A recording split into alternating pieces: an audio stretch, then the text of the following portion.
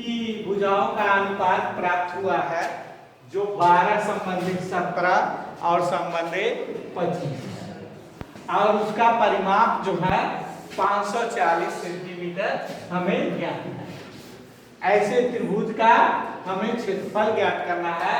तो त्रिभुज का क्षेत्रफल ज्ञात करने के लिए सबसे पहले इनकी भुजाओं की उचित लंबाई, वास्तविक लंबाई जो है वो हमें ज्ञात करनी पड़ेगी।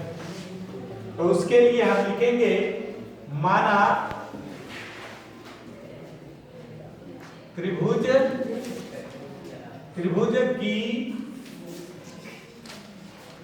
भुजाएं क्रमशः A बराबर 12x, B बराबर 17x और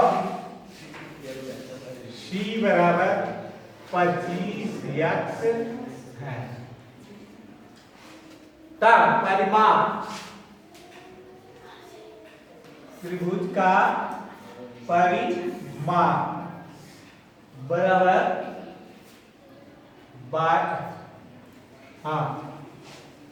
12x plus 17x plus 25x बराबर 540 से, ये हमें ज्ञात हो गया। अब इनको जोड़ेंगे तो 12 और 17 मिलाकर कितने हुए?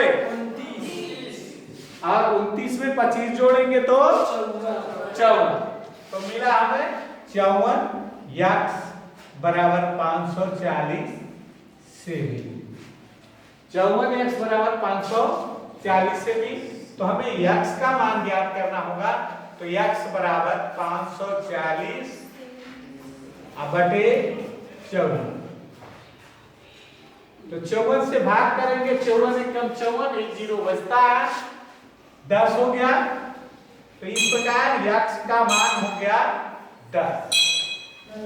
अब भुजा का मान A बराबर 12x बराबर 12 गुणे 10 बराबर 120 सेमी। B बराबर 17x 17 गुणे 10 बराबर 170 सेमी। फिर C बराबर 25x बराबर 25 गुणे 10 बराबर 250 सेमी।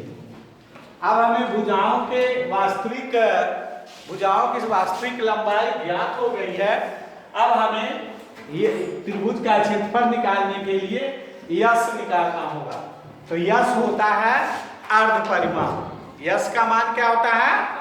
अर्ध परिमाप। तो यश बराबर A plus B plus C बटे 2। तो A plus B plus C पूरा इसका परिमाप हुआ। तो परिमाप का आधा अर्थात 2 से भाग करेंगे तो ये आधा निकल जाएगा। तो 540 सेमी बटे 2, इसको हम 2 से डिवाइड करेंगे तो हमें प्राप्त होगा 270 सेमी। तो यश अर्थात अर्ध परिमाप बराबर 270 सेमी हमें प्राप्त हो गया। अब हमें त्रिभुज का क्षेत्रफल निकालना है। त्रिभुज का क्षेत्रफल, इसका फार्मूला है s minus a s minus b s minus c. तो चूंकि यस का मान तो 270 सेमी है, तो 270 और फिर 270 से ए का मान घटाएंगे जो है 120। फिर यस से 200 बी का मान घटाएंगे तो 270 माइनस 170। फिर सी का मान घटाएंगे तो 270 माइनस 250। तब हमें प्राप्त होगा, अब 270 गुणे 270 से 120 निकालेंगे तो कितना बचेगा? 150।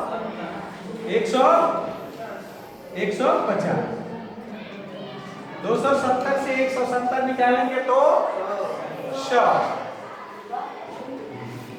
और 270 से 250 निकालेंगे तो 20। अब इनको हम तोड़ लेंगे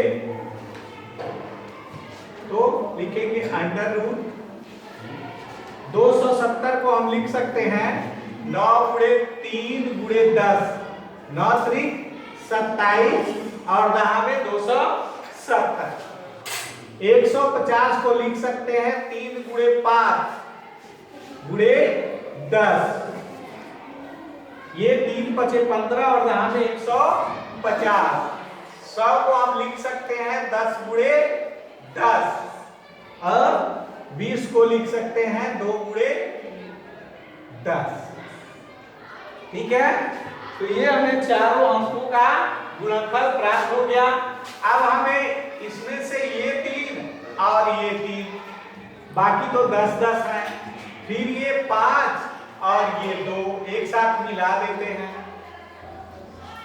तो पहले तो 9 गुणे 3 और 3 3 का 9 गुणे 10, फिर 5 गुणे 2 बराबर 10, फिर ये जो 10 बचे हैं ये 10 10 10, 1 2 3 4 5, 1 2 3 4 5 और 2 बचे 10, ये छठा हुआ। अब इनके हमें क्योंकि कड़ी में जो होता है उनका वर्गमूल निकालना होता है, तो वर्गमूल निकालने के लिए हमें जोड़े बनाने पड़ते हैं, तो इनका जोड़ा बनाएंगे तो हमें ये जोड़े प्राप्त हुए। अब हर जोड़े से एक अंक को हम ले लेंगे, तो 9 गुणे 10 गुणे 10 और गुणे 10, इस प्रकार हमें क्या प्राप्त होगा? ये दोनों को अलग अलग गुणा कर देते हैं। 9 10 में 90 और 10 10 में 100, 90 और 100 का गुणनफल हो गया।